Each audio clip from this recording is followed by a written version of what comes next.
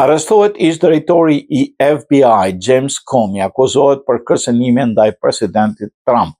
Ish drejtori i FBI, James Comey, është paraqitur në gjykatën federale në distriktin lindor të Virginias pasi u arrestua nga autoritetet amerikane në një çështje që po hetohet nga Departamenti i Drejtësisë sipas mediave ndërkombëtare. Comey po përballet me akuza për kërcënime të dyshuara ndaj presidentit të SBA Donald Trump pas një postimi të bërë në rrjetet sociale rreth një vit më parë.